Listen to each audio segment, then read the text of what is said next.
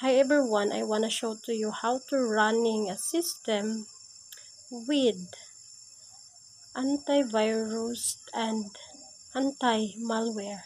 So, I discuss. We find the antivirus. So, just we wait. So, we can see this computer is protected. So, and we click the Run Smart Scan,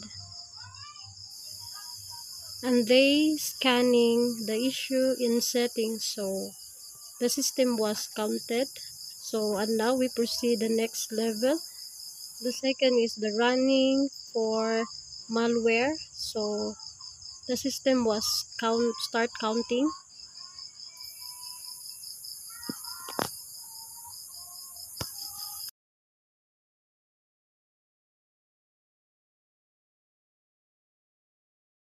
And we proceed the last level, the advanced issue scanning. So we can see there is one malware threat found.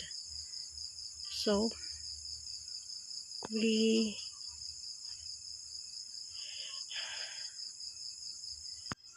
and resolving scanning. So, all done, all gone. So we can see there is 11 advanced the issues found in the advanced issue scanning. So we click this and so close the smart, and this computer is protected. So thank you for watching.